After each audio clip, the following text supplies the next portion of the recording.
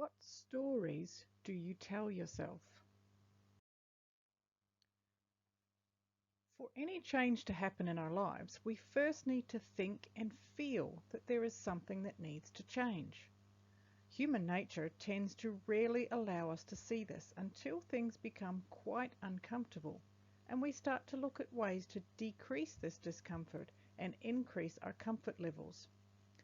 I think quite often it is not until we are hearing, feeling, seeing, and experiencing pain on many levels that we wake up and make a change.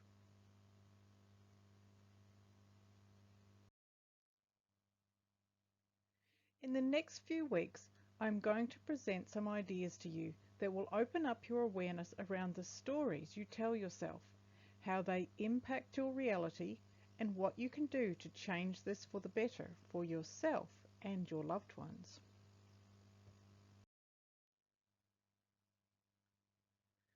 I'm going to ask some questions during this presentation, and I will be adding them to the last slide. The reason being is I want you to take some time to really sit with each question and answer them as honestly as you can. This is not something you need to show anyone if you don't want to. This is for you to do to raise your own self-awareness and start to become aware of how you talk to and about yourself. So let's get into it. Did you realize that the stories we tell ourselves, the things we say out loud to ourselves, to others, and in our heads have a direct impact on the quality of our lives? There is immense power in our words, and we're going to explore this now.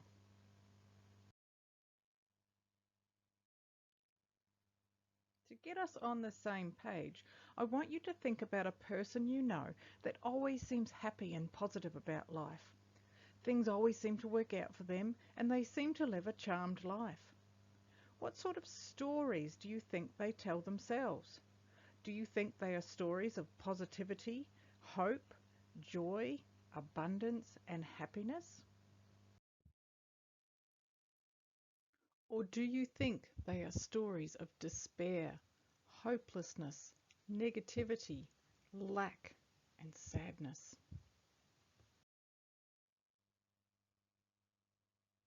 We have a family friend who we don't see very often. He always has some sort of drama and stress going on in his life. And to be honest, the very thought of being around him really drains my husband and I.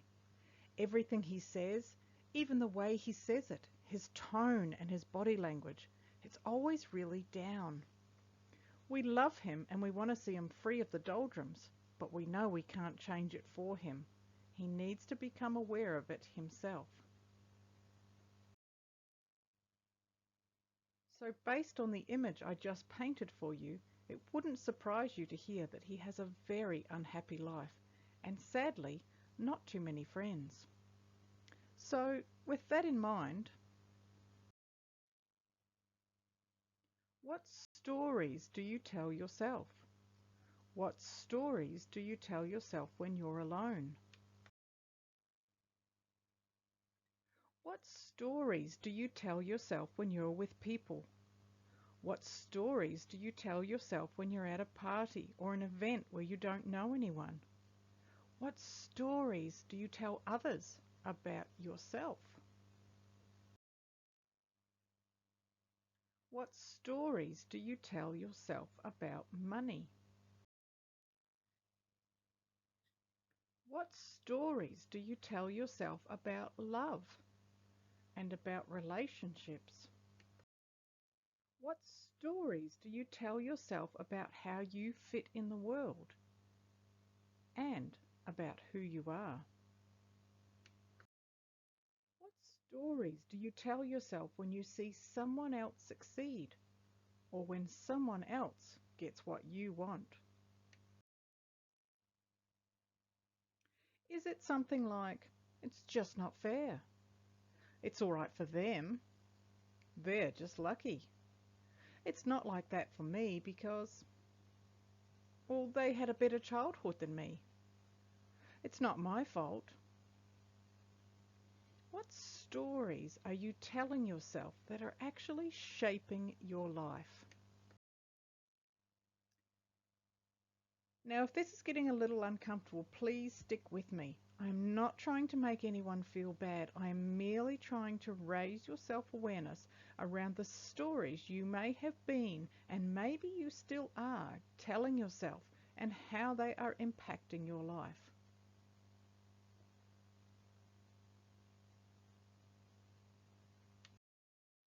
Science is proving that for most of us, we remember about 1/5 of what we hear. So it's best to listen to good teaching several times so we can fully absorb it. Listening 5 times could mean you hear the same information 5 times, which is great if it's empowering information. But following that same scientific fact, this also means we remember the not so great teachings too. So clearly, the more we hear something, the more we start to believe it.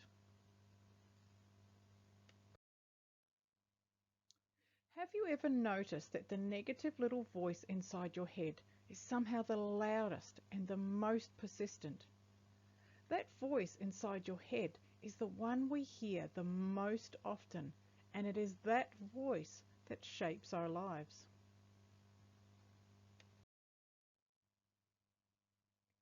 Did you know that every time we have an emotional response to an event, it becomes burnt in our memory?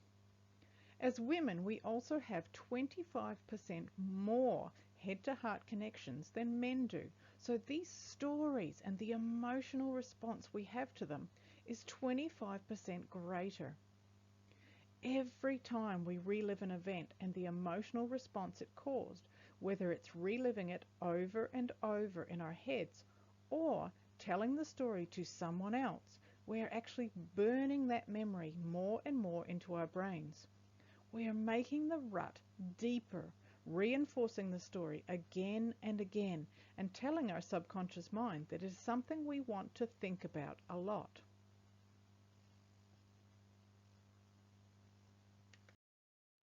Most people go through their days unconsciously. What I mean by this is they're going through the motions of what is required for them to get through their mental to-do list. They feel like they have no control and they can't change things.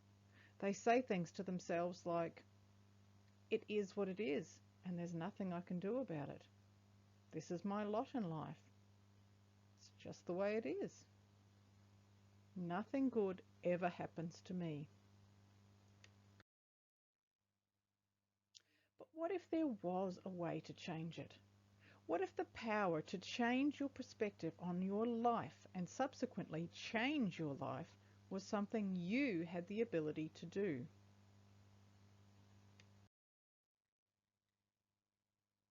Now, the pictures that I have used in this presentation are purely used as a representation. They are not actually of the people I've mentioned. So the creator of Creatrix, Marilyn Maz Shermer, had a horrid childhood. She grew up with a father who absolutely despised her. She was sexually abused as a child and told, "That's just what men do, Marilyn. Now go and play." She told herself she was unlovable and that there was something very wrong with her. She believed she was worth less than the chewing gum under someone's shoe. She married the first man who gave her a flower because it was the nicest thing any man had ever done for her. By the time she was in her 20s, she found herself running for her life for what felt like the millionth time from severe domestic violence, and she was now a single mum of 4 little kids living and hiding in terror. She was told she could not go to women's shelters because she posed too much of a threat to the other women and children there. Marilyn was on the run for her life and the life of her 4 children. It was during this time that she stopped at a random phone booth to ring her mum to let her know that she and her kids were still alive. It was in this phone booth that she experienced her first ever epileptic fit. She woke up lying on the floor of the phone booth looking up through the glass at her 4 kids and their dog jumping around in the back seat of the car. And it was in this wake up moment that she saw with crystal clear clarity and awareness how the stories she had been telling herself her whole life and the choices she had made based on those stories had led her to that moment in time. And if she didn't get her act together, it would be too late. She realized she would not live long if she continued to make the same choices she had been making before. And it was in that moment that she committed to doing whatever she could to turn her life around. Now, things got worse before they got better, but it was her rock solid commitment made in that clarity of that awakening moment that caused her to get up one more time every time. It was the clarity and the commitment that allowed her to tell herself, no, I am okay. Life is great because I'm going to make it great. And that is how her new life story began. Now, to put flesh on this new way of thinking and talking to herself, Maz had to start telling herself new things. Now, Maz was a high school dropout and had absolutely no trust or confidence in herself or anyone else. If someone smiled at her, she'd say, "Well, what are you looking at?" So she had to start learning how to smile at people. She used to sit in a shopping mall and imitate confident people so she could learn how to be confident. From where Maz started to where she is now, an incredibly successful business owner with a long stream of unbroken awards and achievements and an unbreakable confidence and self-belief, took a lot of work. It wasn't always easy, but it was simple. And that is the message I want you to take away from the teachings I share here. Maz started telling herself new stories, and she realized that everything that was changing for the better in her life was not external. It came from her changing what was going on inside her own head. For change to happen, she couldn't remain in blame mode. She couldn't keep telling herself it was someone else's fault or that it was hopeless to wish for something different. Like so many of us, Maz used to say, "I'll believe it when I see it." But usually we only actually see what we already believe. Our unconscious mind can only give evidence to support our stories. We'll go into more depth in that in the coming weeks. So for now, let me give you an example of what I mean. If we had a rich person and a poor person in the same room, we would see that they both had evidence to support their stories around money and abundance. So which person is right? Well, they both are. For it is not until the poor person changes their story that their perspectives and circumstances will change. And this is where we can sometimes get confused as we think we have to lie about our current situation and that it is not realistic to expect a better life, as we don't believe it is possible. The stories we have been telling ourselves have shaped our reality.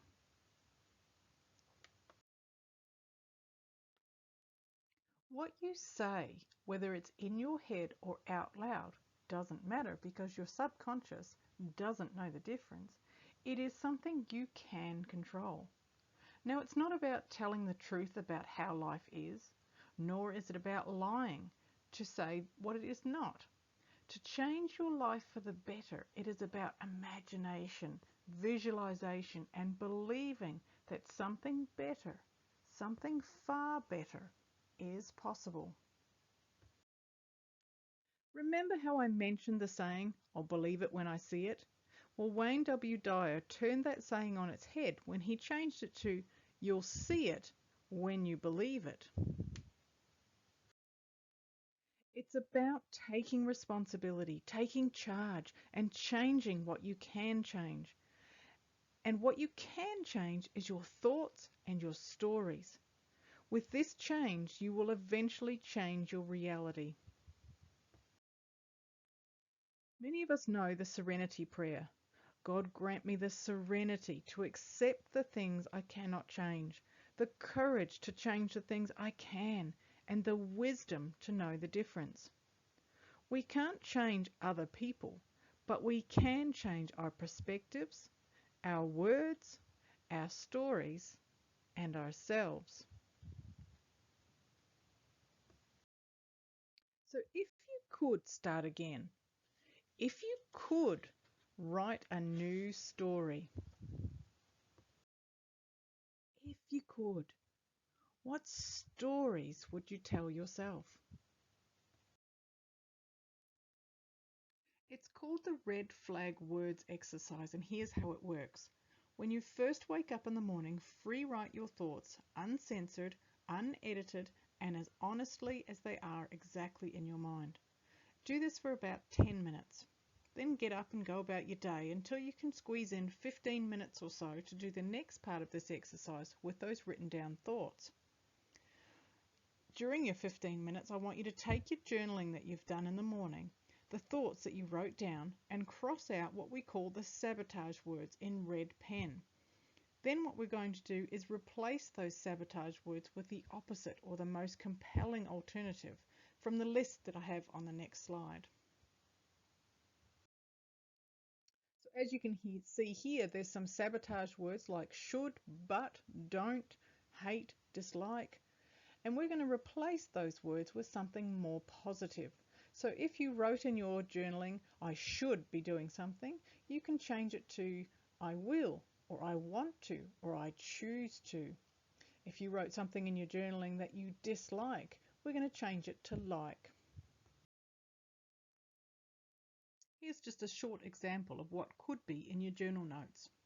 I have so much to do today. I don't know how I'm going to get it all done. I have to take the kids to school and they are never ready on time. Then I have to rush to work and the traffic is always so bad that it always makes me late. As you can see, I have done this journal entry on the computer, so I have highlighted the sabotage words in red. If you're doing this in your journal by pen, grab a red pen, cross them out, and write the replacement word over the top. So the sentence now becomes, I've got so much to do today, I do know how I'm going to get it all done. I get to take the kids to school and they are often ready on time. Then I get to rush to work and the traffic is rarely so bad that it sometimes makes me late. I'm sure you can hear how much more positive the second one is once we replace those sabotage words.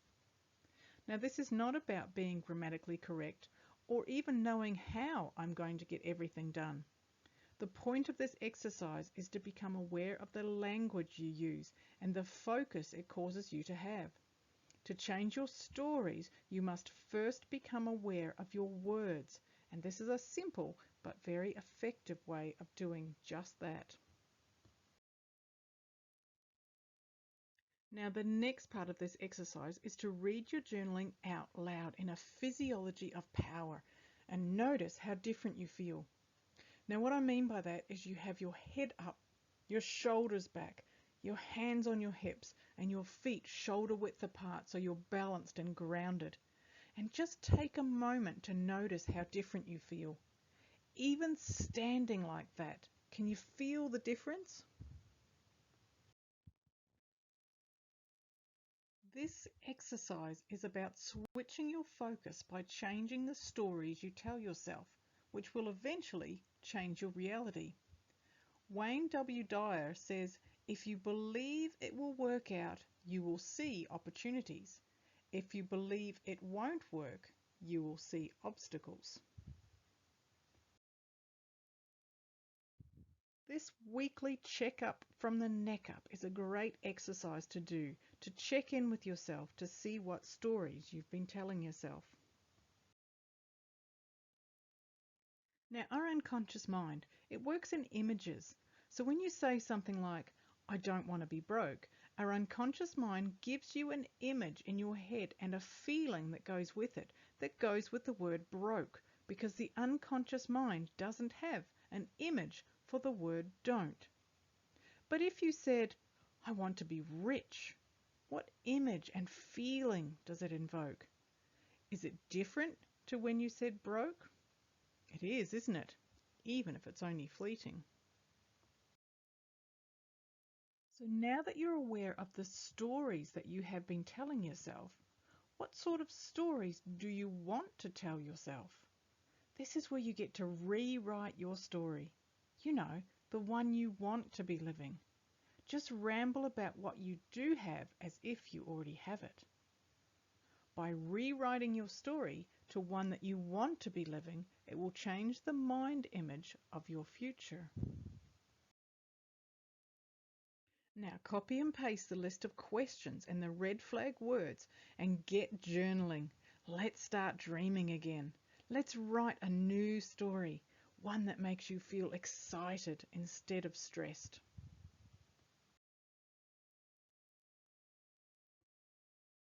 Next week, I'm going to be discussing blame versus responsibility, so I look forward to seeing you then.